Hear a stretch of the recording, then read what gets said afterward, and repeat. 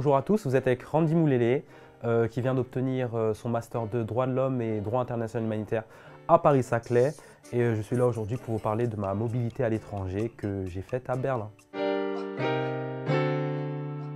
Du coup la Eberhard Schulz Foundation, parce qu'elle a été fondée par l'avocat spécialisé dans les droits de l'homme Eberhard Schulz et le but c'était de pousser le gouvernement allemand et les autorités à faire respecter sur le territoire de manière effective les droits économiques, sociaux et culturels.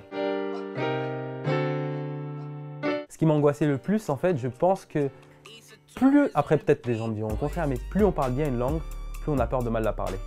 Parce que quand on est sorti avoir un certain niveau, une certaine maîtrise de la langue, et qu'on arrive dans un nouvel environnement où là, on va être confronté à des avocats, des juristes, des députés, on peut se dire je parle bien, mais peut-être qu'ils vont me dire que je parle pas si bien. Et en fait, on a encore plus peur que quand on parle pas vraiment. Also ich freue mich auf dieses Video und ich wollte sagen, dass es sehr gut im Ausland zu studieren und alle Leute müssen das einmal im Leben machen. Je pense que quelqu'un qui ne connaît pas serait choqué. Alors, en principe, je suis censé être juriste, donc je devrais le savoir. Je crois qu'on n'a pas le droit de boire dans le métro en France, il me semble. On voit très peu de gens, pratiquement personne boire dans le métro en France, à part des gens bourrés à 5 h du matin. En Allemagne, dès que quelqu'un sort du travail, il a 2 fois dans son sac de sport sa petite bière, et il est 17 h, il la boit. J'ai pas été choqué parce que je connaissais, mais je pense qu'on peut être choqué et se dire « Ah oui, ils sont alcooliques, ils sont là-bas ». Aller dans tous les parcs, parce qu'il y a des parcs partout, et surtout avoir un vélo parce que la ville est immense, elle fait 8 fois la taille de Paris, il n'y a pas de périph' là-bas. Donc en fait, moi j'étais très loin, mais j'étais quand même à Berlin. Donc avoir un vélo et aller dans les parcs qui sont magnifiques, notamment le Tempelhofer Feld, qui est un ancien aéroport qui a été transformé en parc.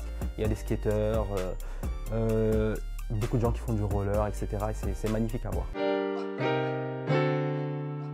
Qu'est-ce que ça m'a apporté? Déjà, ça a perfectionné mon allemand, ce qui est très important parce qu'on vit dans l'Union européenne, je pense, c'est que moi, je fais du droit. J'ai perfectionné aussi mon anglais parce que j'étais qu'avec des étudiants internationaux qui ne parlent pas forcément allemand.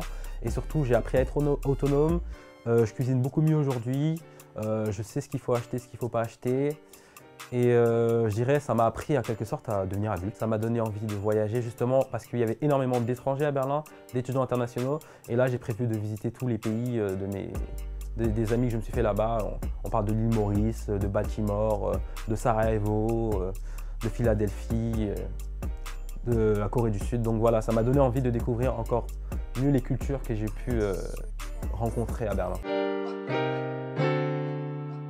De bien vous préparer à toutes les éventualités et surtout de ne pas vous laisser faire par la crise sanitaire. Parce que même si elle existe, c'est possible de partir. Il faut juste se renseigner, prendre son temps et n'hésitez pas, vraiment. Moi, je dirais n'hésitez pas et envoyez-moi un message si vous avez des questions, je vous aiderai.